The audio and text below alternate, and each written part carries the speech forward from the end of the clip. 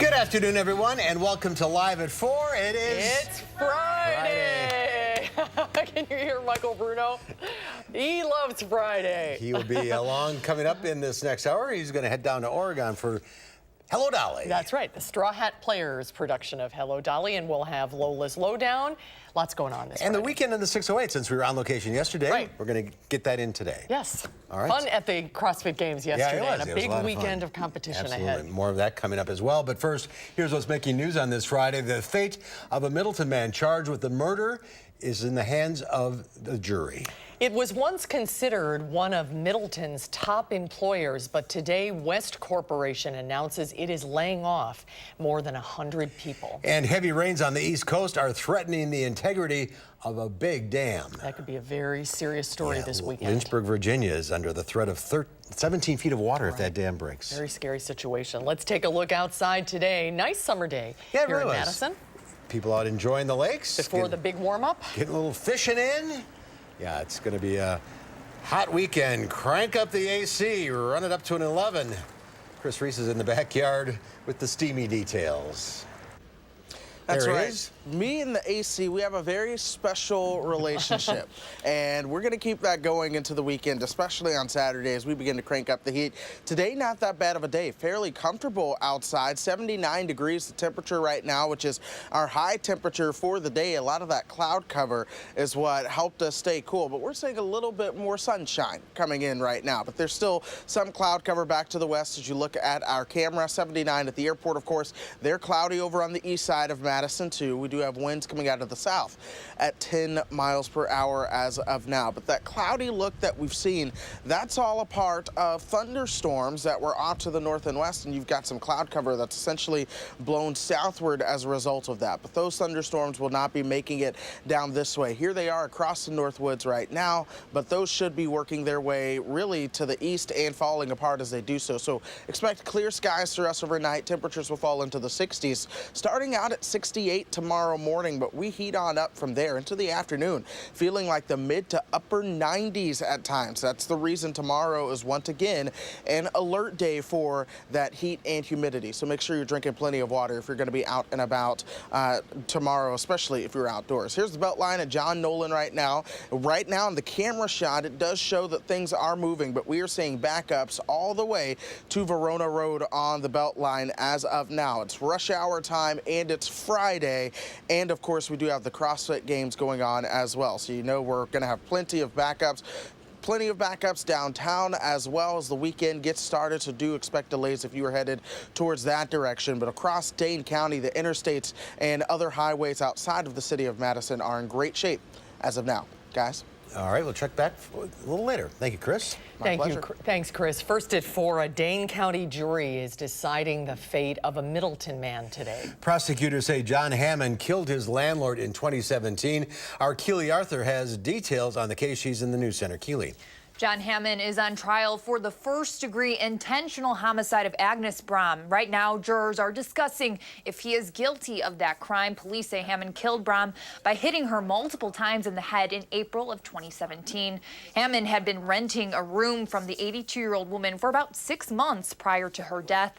Now, Hammond's attorney maintained his client's innocence, but prosecutors say no doubt Hammond brutally took Brom's life.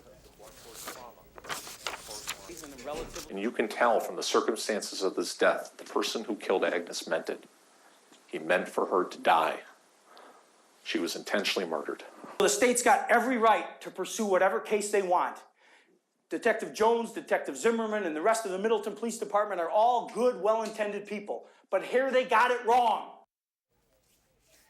Now, no weapon was ever discovered, but officers found what appeared to be bloodstains on Hammond's coat and shoes. And we have a crew at the Dane County Courthouse right now. We will be bringing you live updates on the verdict on News 3 at 5. All right, Keely Arthur live in the news center. Thank you. Thank you, Keely. 10 months after the deadliest mass shooting in modern American history, police are officially closing their investigation without answering the key question. What was the motive? Gunman Stephen Paddock killed 58 people when he opened fire at a country music concert in Las Vegas on October 1st. After hundreds of interviews and thousands of hours of investigative work, Clark County Sheriff's officials say they don't have any clear answers about what prompted the shooting, but they are confident there is no evidence of a conspiracy or a second gunman. A Texas murder case that has baffled investigators has come to a dramatic end. The suspect in the death of a prominent Houston cardiologist has died by suicide. Kenneth Craig has the latest. The shocking murder of Dr. Mark Houseknecht gripped the city of Houston for 2 weeks. Now the suspect, Joseph James Pappas, accused of gunning down that doctor in broad daylight while both were riding bicycles, is also dead.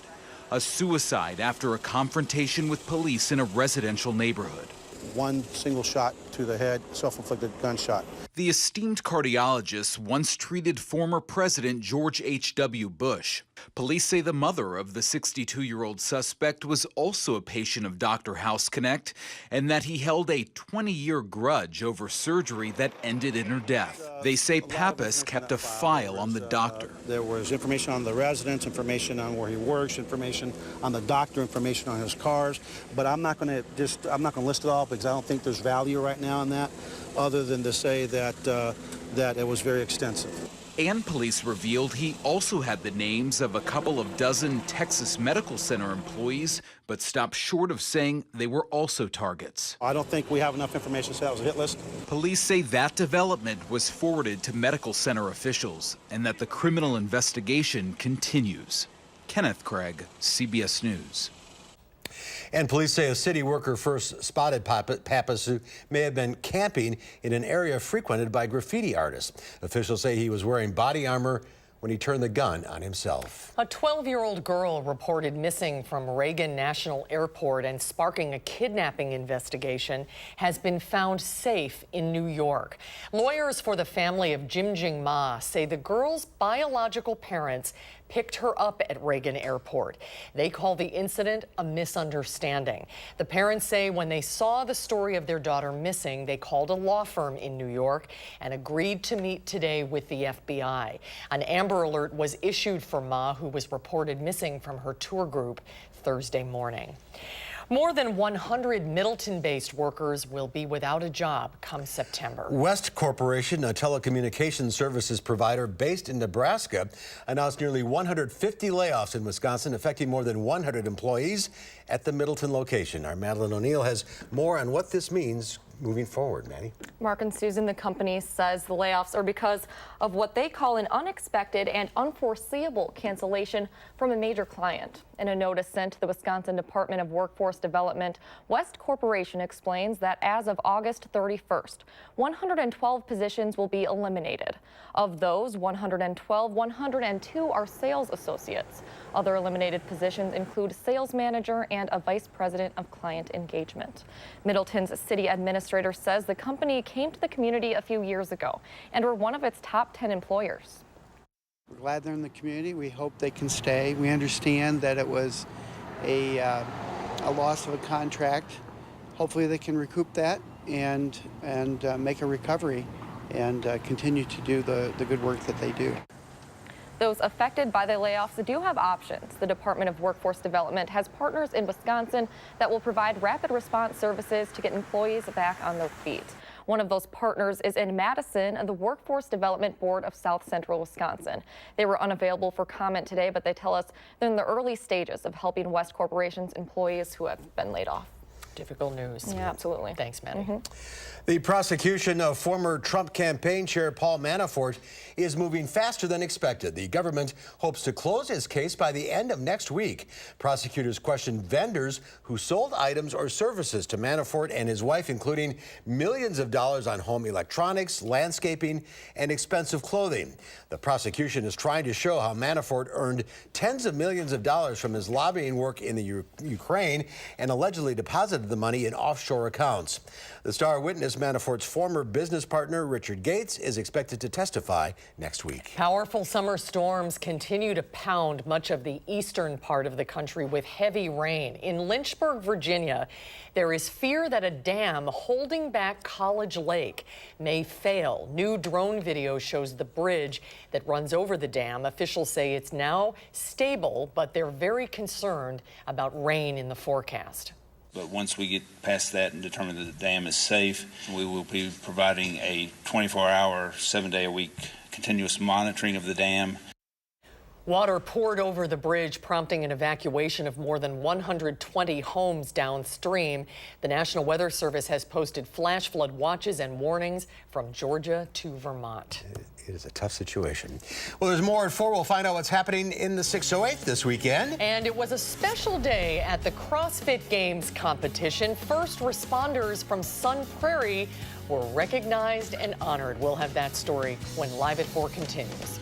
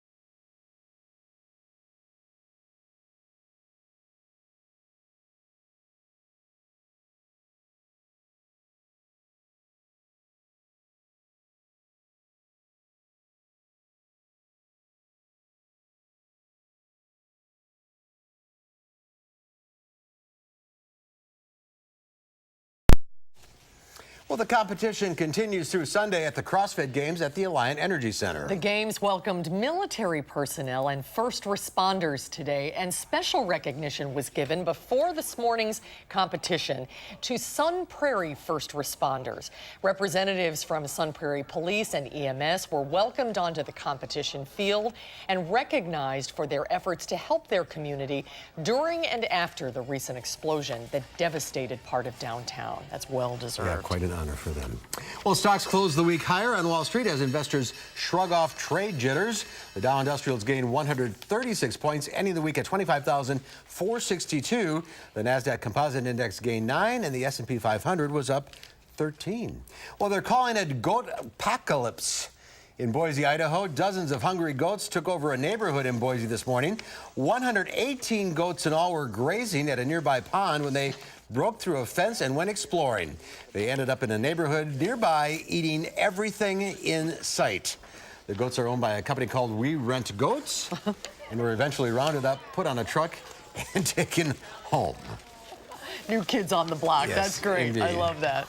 Well, it's Friday. It is the weekend in the 608. And here with a look at what's going on around town this weekend is Madison Magazine Associate Editor Joel Patnod. Hi, Joel. Good to see you for a Friday edition. So for Friday, we were on location yesterday, so here we are. That's right. And country music fans have a good weekend coming up. Yeah, there's a lot in terms of country music this weekend. First and foremost is the 16th annual Sugar Maple Music Festival at Lake Farm Park. It's tonight and all day tomorrow, and it's a celebration of roots music, everything from bluegrass to folk and traditional roots music. And the lineup includes the likes of Hawktail, who are members of the Punch Brothers and have been on Prairie Home Companion, Pietta Brown, you may know her father, Greg Brown, very Minnesota-based singer-songwriter. And there's also these continuous jam sessions that they have. So if you play mandolin, a banjo, or a fiddle, you can jump right in. Sounds like fun. That sounds great. And there are some other country artists that are headlining around town. Exactly. So this tonight is the final in the series of Live on King Street concerts, and Margot Price is the headliner. She's actually an Illinois native, but she lives in Nashville now. She's a singer-songwriter of country music. She has that Loretta Lynn, Dolly Parton kind of sound to her, so that should be fun. And then at the Orpheum, Vince Gill, 20-time Grammy winner, 26 million records sold, so he'll be a big draw on Sunday evening. He is a big name, that's for Absolutely. sure. All right, One of the biggest. How about some musical theater? Absolutely. For the kids and by kids, which I like to always promote, is Elf Jr. tonight. So you kind of have to be, in the mood for Christmas in August. Okay.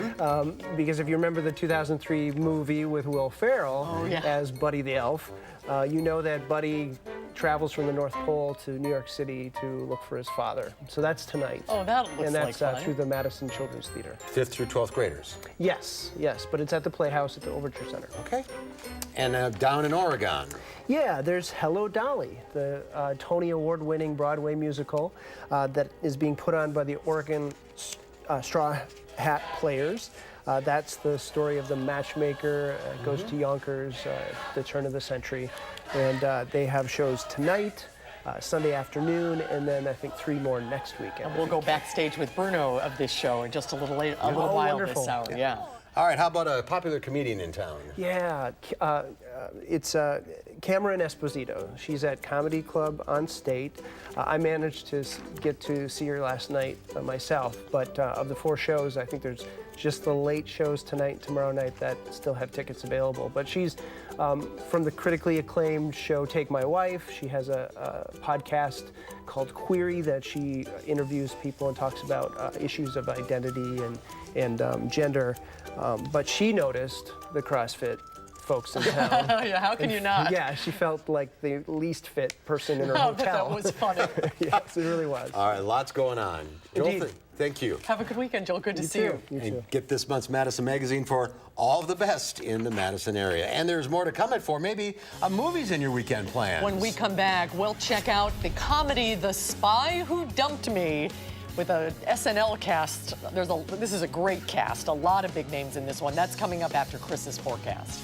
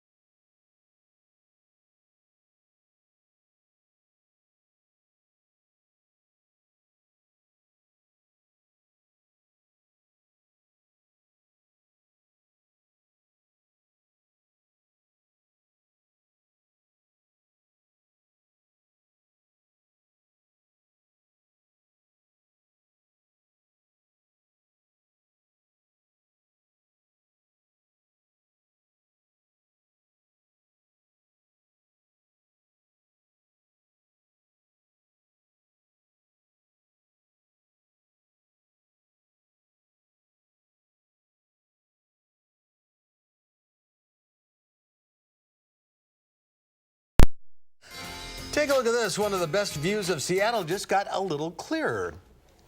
Imagine, if you will. Are we going to see this or not? Okay, so Here we go. We had trouble with this yesterday. One of the best views of Seattle just got a little clearer. The city's famous Space Needle debuted the Loop today. It's the first and only revolving glass floor in the world nestled atop the observation deck. It provides a 360-degree view of the city and 50 stories straight down. Wow. The floor is constructed of 10 layers of tightly bonded glass and is powered by 12 motors. It's all part of the Space Needle's $100 million renovation. Mark will not be visiting. No. Mark could not. Do you think you could do that? No. I could go up. I didn't have to look down. I could go up to the top of the Space Okay, just Needle. look out. Yeah, look at that. Could you do that? I think so. I think it's pretty. Yeah, I think it's pretty I just cool. saw a thing in Chicago where I just now heard about this, where the glass. I want to go. I want to go do that. John Hancock Center? Yes. No, Take a video for us. All right. when you go. Whenever I get down, I'll do that. Today is Friday, August 3rd. It is International Beer Day. Now, yesterday when we were at the CrossFit Games, we celebrated IPA Day. Did you know what that stands for? I just found that out today. No. India Pale Ale. And so yesterday was IPA Day. Today is all beer. Yeah. Cheers. It's Friday. All right. Now, it's also National Airplane Crop Duster Day. You don't see many of those around here. Not too many. But you go to like Stevens Point, Right. in the potato area Or there. further closer to Illinois, sometimes you see them too. And it's National Watermelon Day, a day to recognize the refreshing treat enjoyed at picnics and barbecues and zoos all across the country. The elephants, bears, bats, and lions got into the spirit at the Oregon Zoo in Portland. The zoo had plenty of animals enjoying the sweet treat today. I'm pretty sure a lot of people will want a watermelon this weekend. Yeah. If they're going to be out. I love watermelon. It's going to be a hot weekend. It's going to be hot really and humid. hot. A lot of water in there, what you need. So that's there Exactly. You go. We're talking going up on the heat and the AC bills this month. Your forecast is coming up.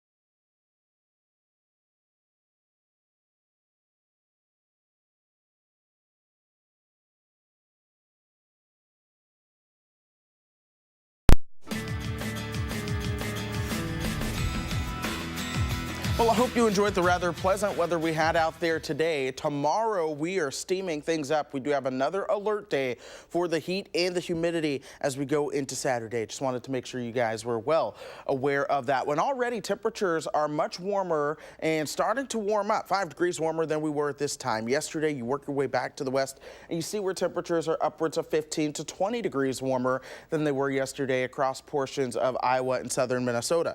Viroqua, 14 degrees warmer than yesterday. Boscobel coming in at 12 degrees warmer. That's where we find our temperature at 84 there. Here in Madison, we are at 79. Some of that cloud cover has come in, and that helped keep us a little bit on the cooler side of that spectrum today, below 80 degrees eventually. It is a little bit humid as well. Dew points are in the low 60s here, 70s as you work your way back to the south and west. So a little bit of that stickiness is already getting in, and we're going to go ahead and get on more of that as we go through the next 12 hours here in town.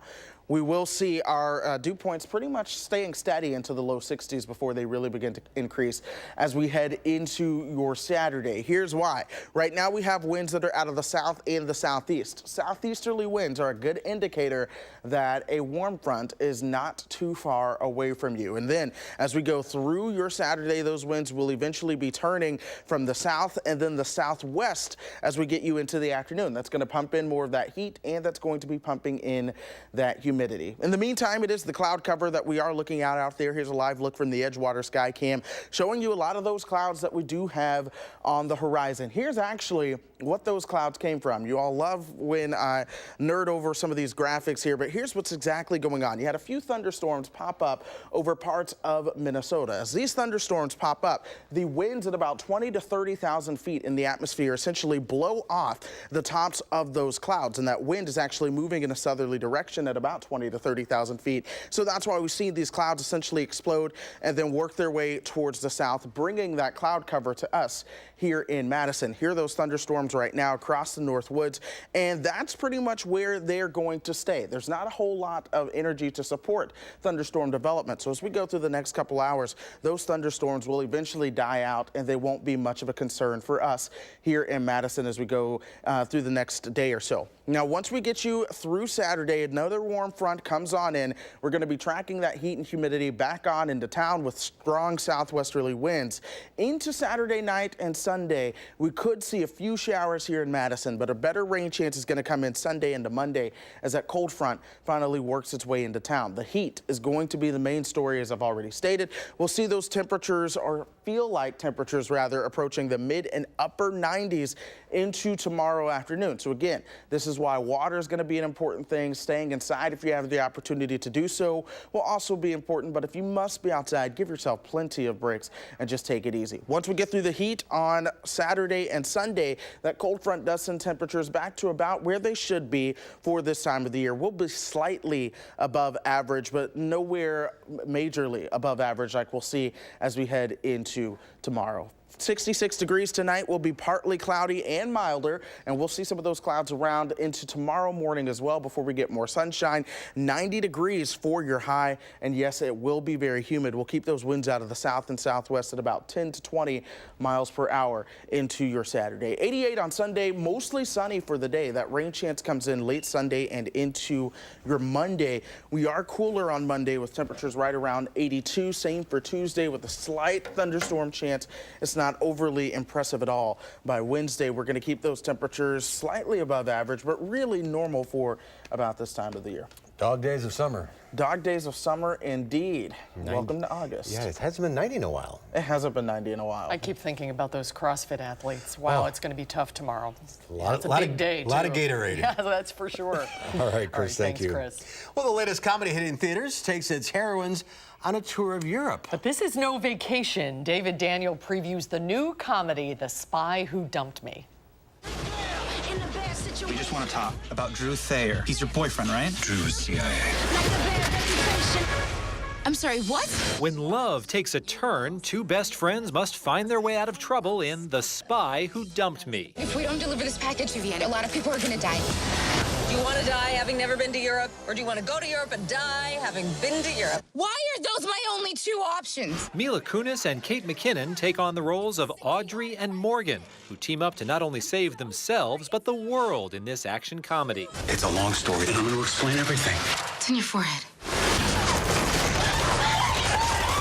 Some bad people are after me, and now they're after you. As they dive headfirst into the spy world, one of the first things they learn is the art of deception. We'll be the kind of women who jet off to Vienna with all of our awards. We're notable, we're recognized, we have trophies, baby. Best grandson? Yes. Don't be nervous. People get caught when they're not confident. Hello, are you new? I usually do with Cesar. The pair quickly learns that every spy needs a getaway driver and a fast car. Okay, listen, buddy. There's a bunch of men chasing us with guns, and I need you to lose them. Now. From being held hostage to beating up bad guys, Audrey and Morgan take a trip to the wild side. There is no turning back for us. We're semi-professionals at this point. Professional. We are professional.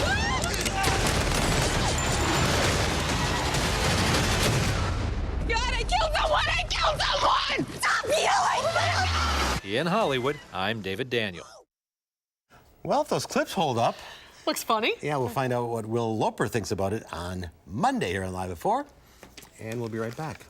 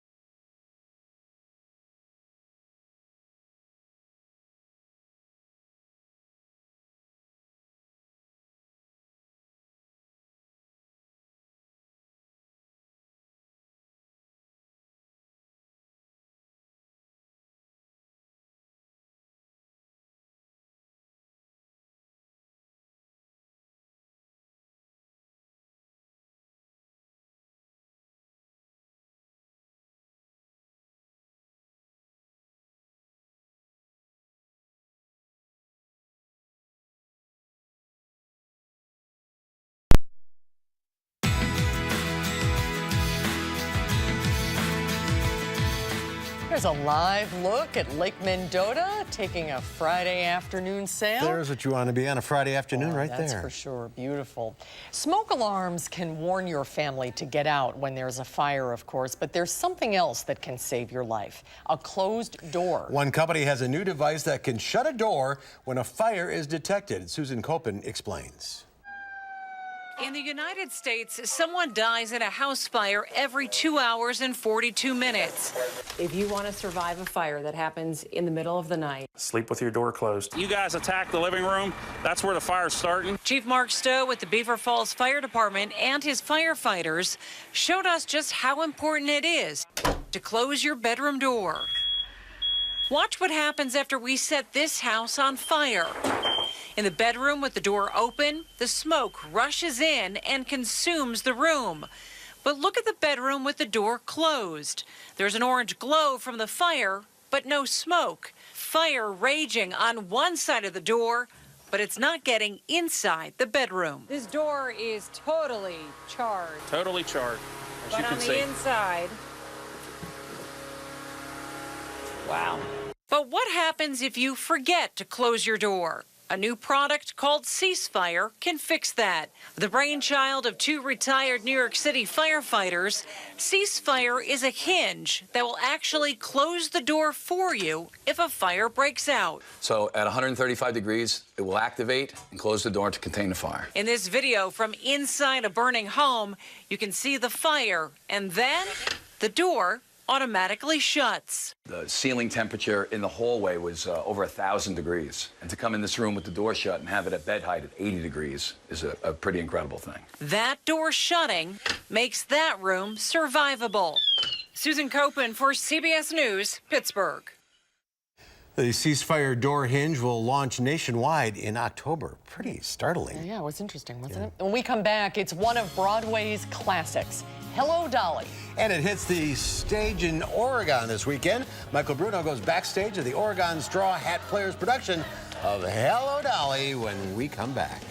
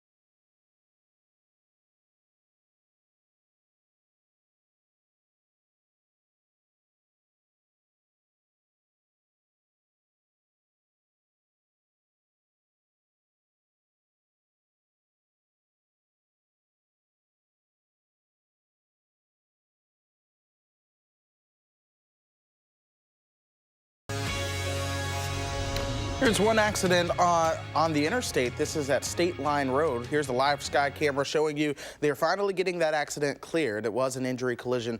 We so far have no updates on that one, but traffic is slowed down as you cross over the state line into Illinois. As you come out the rest of the interstate, no major issues. We do have one crash here in Dane County. That is downtown on Johnson Street. That one's starting to clear up as well. But as you get towards John Nolan and Olin Avenue, of course, we do have lots of backups there as well as we get your evening rush hour started. The Beltline does have some backups, though they are not as bad as we've seen earlier this week. Traffic speeds moving anywhere from about 25 to 30 miles per hour. The worst Beltline backups right now are between Fish Hatchery and John Nolan as of now, especially as you work your way eastbound towards the interstate there. In fact, eastbound John Nolan towards the interstate, that's going to take you about 8 minutes as of now. And then eastbound from University to I-3990, that's taking you just under 25 minutes if you're headed that way as of now. As you head eastbound from Verona Road to John Nolan, expect that to take just under about 10 minutes as well, with the average speed moving at about 32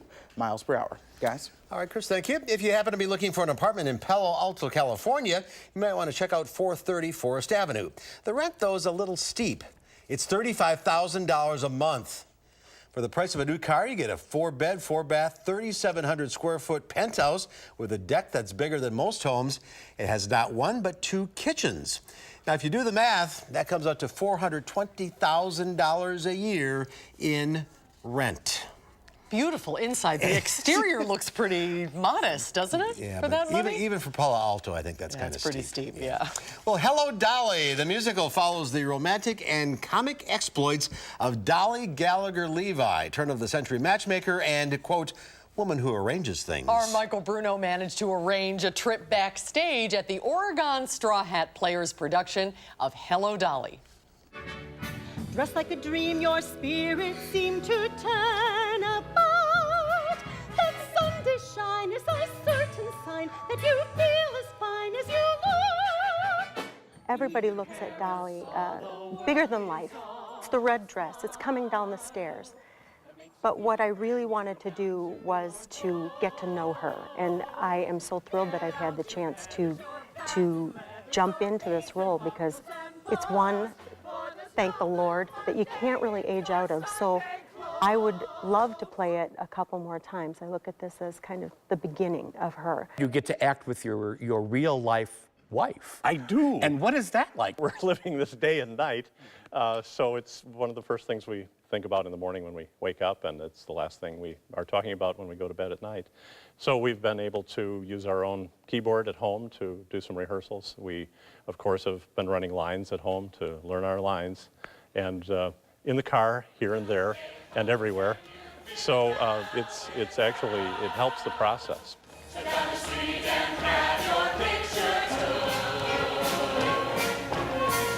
She owns a hat shop in New York, and she's really spunky and just has like a great love of life and is clever and fun. Minnie Fay is a spunky hat shop assistant who has a ton of personality and a lot of excitement.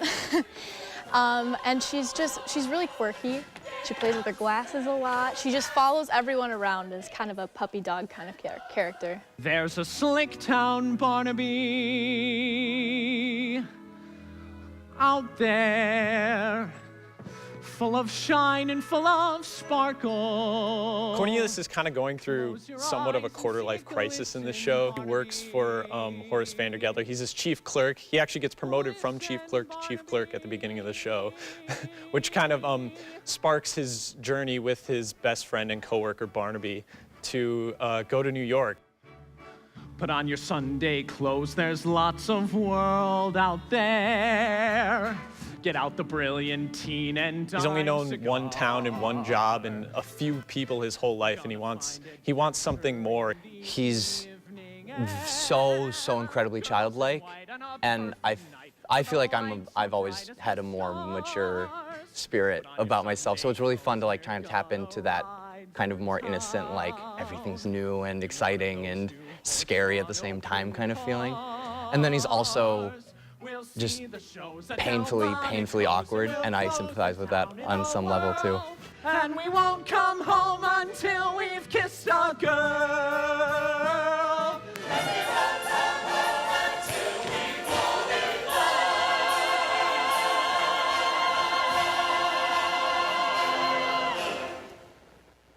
Hello, Michael. Hello, Mark and Susan. Exclamation point. It's a great show. Oh, it's a classic Broadway musical. It has all those wonderful songs, and it's really just a heartwarming musical. And they're doing a really good job with it there at Oregon. This is community theater. It is community theater. It's the Oregon Straw Hat Players. You just recently saw this in New York with Bette Midler. Yes, I got to see Bette Midler doing it. It was so wonderful. It was just a treat. And this is comparable. I mean, it's not Broadway. Let's It's be not honest Broadway, about it. but it's the same music, and it's a live orchestra, and the costumes are wonderful. The choreography is great, and it's just a really wonderful cast of people. And it's a lot of some of the kids are some people that we've seen from all the high school musicals over the last year. So it's fun to see them have graduated from 12th grade into the adult ranks. They grew up so fast, don't they? Yes, they do. So yes, they do. crazy talented. Wow. Hello, Dolly. The Oregon Straw Hat Players tonight through August 11th. Weekend shows. Go to, I don't know what this means, OSHP. Oregon Straw Hat Players, OSHP, online. You are much more clever than I. Yes. .org. And next week? Next week it's Ghost the Musical. Ooh. Who's putting that on? That is the Rock River Repertory Theater Company, but they'll be performing it at Janesville Parker High School. Great. All right. Looking forward to that. Based on the movie Ghost.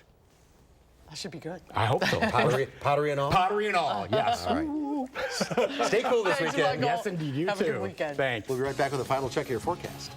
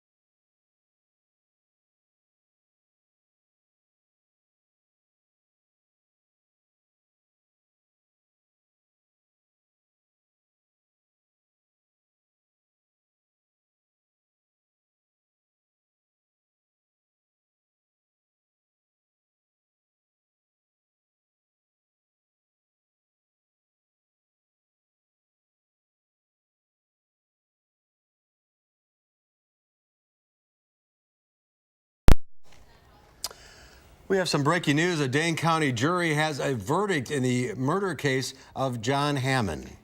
Prosecutors say the Middleton man killed his landlord in 2017, and police say Hammond killed Agnes Brahm by hitting her multiple times in the head in April of 2017. This is a live picture in the courtroom right now as we're waiting for the verdict to be read. Hammond was renting a room from the 82-year-old woman for 6 months prior to her death. Could you please hand the bailiff the folder? For everyone in the courtroom, I will read the verdict out loud. I do ask everyone to please remain as composed and maintain decorum as best you can. I have 2 verdict forms. One verdict form is blank as to signature and date. The verdict form, which has the presiding juror's signature and today's date, reads, We, the jury, find the defendant, Jack John C. Hammond, guilty of first-degree intentional homicide as charged in count 1 of the information. Ladies and gentlemen, is this your verdict? If so, please, as a group, say yes. Yes. I have been asked to please poll the jury individually. This is a proceeding where each member is asked to confirm their verdict. I will ask you by name. All right, the breaking news, it is a guilty verdict for John Hammond in the murder of his former landlord in Middleton in 2017. We'll have much more coming up on News 3 at 5, but for now, we'll be right back.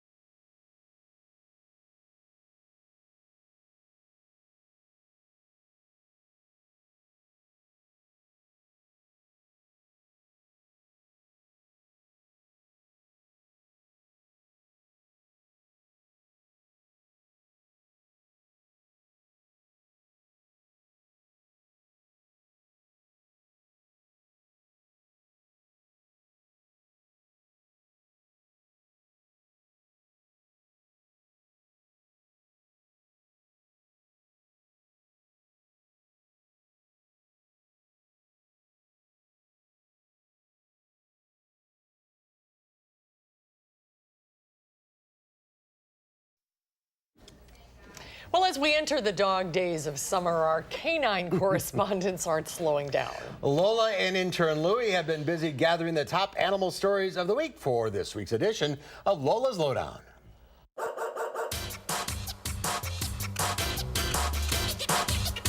This week on the Lowdown, it's a dog riding a bus. Don't you hate breaking in new shoes? And talk about a catwalk. But first, Lola travels to upstate New York, where a zoo presented rare twin red panda cubs. The two male cubs, named Lufa and Doofa, after characters in the Land Before Time series, are both doing well. Zookeepers are bottle feeding the cubs after mom showed some difficulty caring for them. Fewer than 10,000 red pandas are believed to be living in forested areas of the Himalayas, making them an endangered species. The Meattles wore couture, and the crowd was cat-tastic at the Algonquin Hotel's annual feline fashion show. Presided over by the historic Times Square establishment's 12th resident cat, a ginger boy with a theatrical name, Hamlet VIII. The theme for this year's show and lobby party, with some human attendees in cat ear headbands, was the Purring 20s. The four-legged models were held by their owners for a red carpet catwalk as cameras clicked away. The whole thing is a fundraiser for the Mayor's Alliance for New York City Animals, which helps support more than 150 animal shelters and rescues in the city. The long history of cats presiding at the Algonquin is a bit murky, but dates back to the early 20s, when a hungry stray named Billy wandered in and never left. A canine named Sonny tried out new protective dog boots for the first time in Connecticut to protect his paw.